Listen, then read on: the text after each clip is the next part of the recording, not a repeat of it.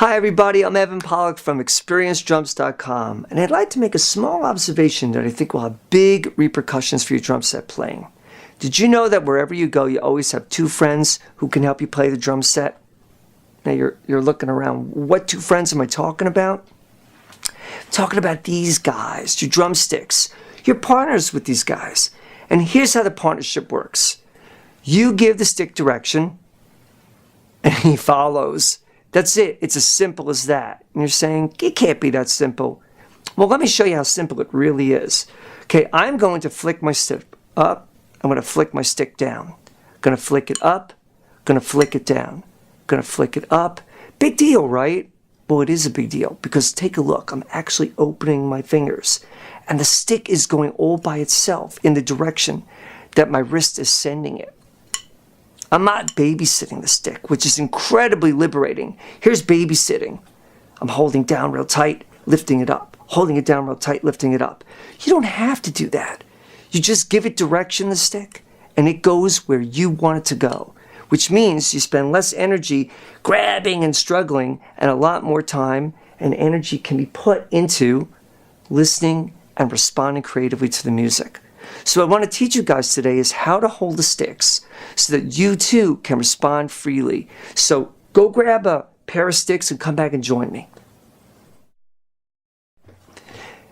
Hey, thanks so much for joining me again. I know I sent you down to get those sticks. Now you're back with those sticks in your hands. And you know what I want you to do with these babies? You're ready to rear and go with it. I know you are.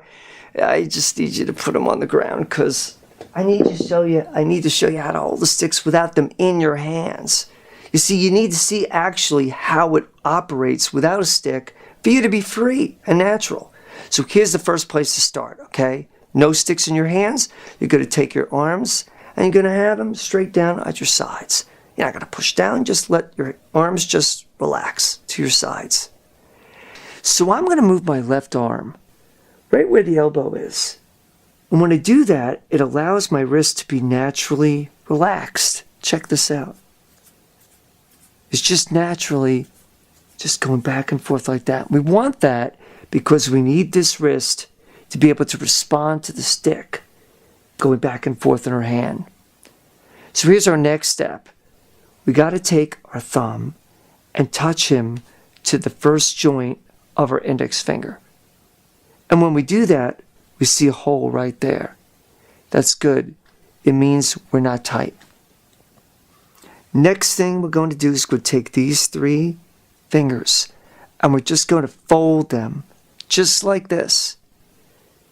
Hole still there. And what we have here is the New York intersection.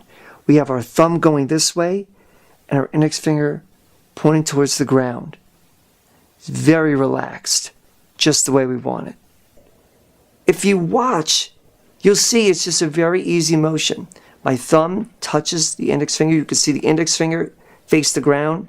These three knuckles, they just fold in.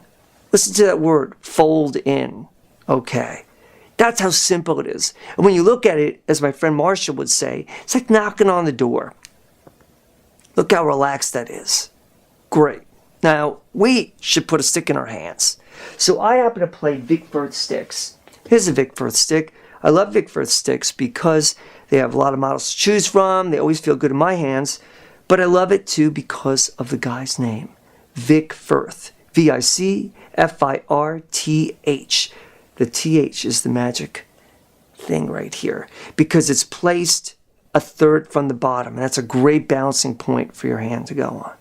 So what I'd like to do is I'd like to show you how to hold the sticks in a very relaxed way.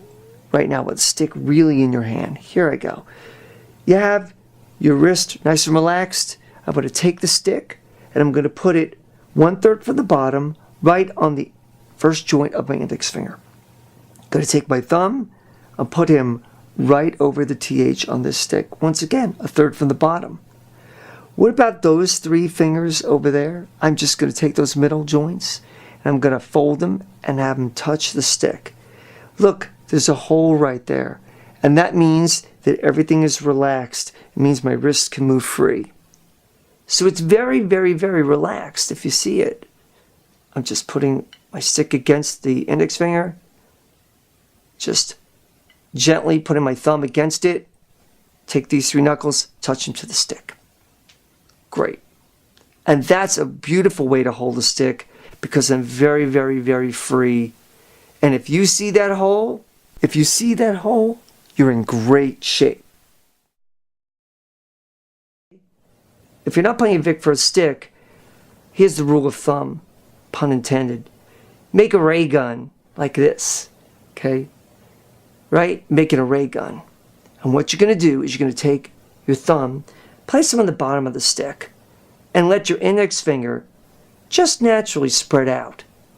And what you'll notice is that it doesn't matter how young or old you are, you will end up approximately 1/3 of the way from the bottom of the stick, which is just what we were talking about, where the TH of the Vic Firth stick would be. So you now once again have a good balance.